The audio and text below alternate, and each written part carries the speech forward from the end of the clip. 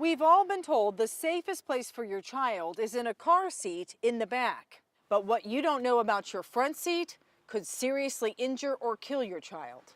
Good morning, birthday girl. 17-month-old Taylor Warner was the kind of baby who lit up the room. She was just the sweetest little thing in the world. She loved the water and was just learning how to walk. She'd only been walking a few weeks, and she was just starting to talk, and she was starting to come into her own. But in an instant, she was gone. Then that was the end of it. We didn't really get to know her anymore. Taylor was in her car seat when the Warners' 2010 Honda Odyssey was rear-ended. It was a minor accident that turned into a devastating crash. That's because the driver's seat collapsed on impact and struck Taylor in the face. It was head trauma, and that the seat had hit her in the face, and that was what caused the brain bleed that they couldn't stop. After the Warners buried their baby girl, they realized they were not alone. According to the Center for Auto Safety, 898 children have been killed in rear-end collisions in the past 15 years, all of them sitting in the back seat. The problem solvers dug up 100 lawsuits, blaming those deaths on seatback failures. It's a bigger problem than most people think. The Fox 31 problem solvers obtained this crash test video showing what happens when a front seat breaks. The driver is thrust into the back, often delivering a fatal blow to the child behind him or causing catastrophic injuries. But if you think this couldn't happen in your car, think again. There's no testing that's available to the consumers that allows them to know how safe or how unsafe their vehicle is. Colorado attorney Jim Gilbert is an expert in seatback failure. He says there are documented cases of seatbacks failing in almost every make and model. In fact, the problem solvers have learned more than a dozen automakers have been sued because of it, including Chevrolet, Chrysler, Ford, GM, Kia, Plymouth, Pontiac, Mercury, Jeep, Dodge, Saturn, Hyundai, Honda, Toyota, Nissan, VW, Land Rover, Cadillac, BMW, and Audi. Typically, these seats contain hidden dangers that you only discover when it's too late. Gilbert blames the problem on an archaic federal safety standard used to test seats. These safety standards, almost all of them date back to 1971. The test is simple. A winch slowly pulls the seat back. If it doesn't break, it's good to go. Gilbert showed us how this $5 lawn chair easily passed the test. Banquet chairs will pass, cardboard chairs, your lawn chairs, your folding chairs that you take to the beach or you take to your kids' ball games, or you take, those pass.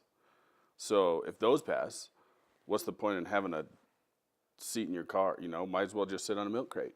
And it's laughable how poor the safety standards are. What's worse, Gilbert claims, the automakers and the National Highway Safety Administration have known about the danger for decades. What do you think the hesitation is? Why? Money? Ironically, Gilbert claims it would cost just a few dollars per seat to fix the problem. This is from a case I tried. Using a seat that collapsed in an actual crash where the driver was paralyzed, Gilbert and his team of engineers reconfigured the design by simply adding a second stiffener or recliner on the right side. So now you had a stiffener on this new seat on the left, as well as a stiffener on the right. And when they put their homemade seat to the test, and we found a significant increase in the strength of that seat, safe for you and safe for your child in the back. the problem solvers reached out to the National Highway Traffic Safety Administration for answers. They sent us a statement that says in part, NHTSA has considered changes to its seating standards for years, but rear impact crashes account for roughly 3% of all traffic fatalities. Fatal crashes in which seat failure occurs are even less common.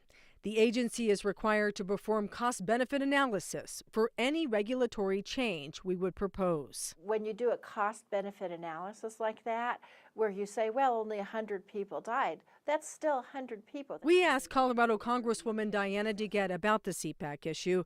She says our investigation and other recent stories have opened her eyes. DeGette says if the National Highway Safety Administration fails to do something about it, Congress will. I will make sure that we investigate fully the condition of these cars, the conditions of these seats, and that we hold NHTSA and the rest of the government agencies accountable. It's the kind of action the Warners have been praying for. I'm committed to doing it because my daughter is not going to die in vain because somebody else was too cheap to not fix a problem. You know, our 4-year-old is just now starting to grasp that he has a sister that he never met. And so he'll be like, well, Mommy, when is she coming back down from heaven to play with me? Or, you know, we go to the cemetery and he'll look up and be like, I think I see her toes hanging from the clouds. Or it's just every single day, you know, there's something else. I just don't want other people to feel this. I don't want other people to go through this. Come get Mommy, come on. Until NHTSA changes the testing standards, experts recommend that you put your car seat in the middle.